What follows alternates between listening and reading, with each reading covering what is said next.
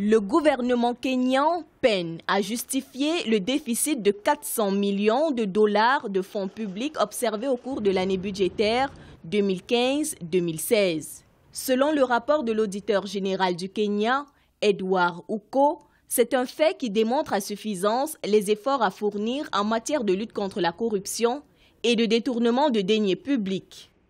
Les 400 millions de dollars manquants dans la session 2015-2016 du budget d'État du Kenya, c'est de l'argent que le Kenya lui-même n'a pas encore réussi à s'expliquer, mais vraisemblablement c'est de l'argent détourné, de l'argent mal gaspillé, de l'argent mal utilisé par les différentes instances de l'État. Et bien entendu, très malheureusement, c'est quelque chose qui est très courant dans beaucoup de pays africains et c'est quelque chose qui doit absolument s'arrêter si nous désirons avancer.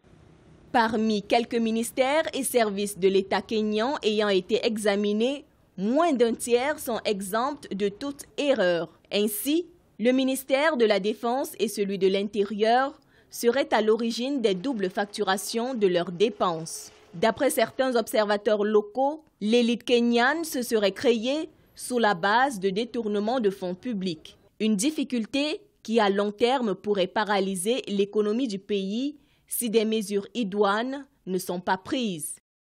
Si vous regardez ce rapport qui date plutôt de 2015 et qui est publié aujourd'hui en 2018, ça voudrait dire simplement que le Kenya, comme beaucoup d'autres pays africains, tiennent encore la comptabilité publique sur du papier et donc ce n'est pas une comptabilité informatisée en temps réel. Ça veut dire qu'en réalité, ils ne voient pas les dégâts venir, ils les constatent a posteriori et c'est bien dramatique pour un pays aussi informatisé que le Kenya. La recommandation majeure est très simple, c'est d'informatiser la comptabilité publique et de s'assurer que toutes les présentations, toutes les procédures, y compris les passations de marché, sont faits en ligne. En ce moment-là, ça laisse des traces, on sait voir qui est responsable de quoi et on n'attendra pas la fin de l'année ou une année plus tard pour être en mesure de tirer la sonnette d'alarme. Selon le rapport de l'auditeur général du Kenya, Edward Ouko, la dette publique kenyane est en hausse en raison du recours massif aux emprunts. L'agence de notation Moody's a relevé que la dette kenyane pourrait passer de 41% du PIB en 2011-2012 à 61% en 2018-2019.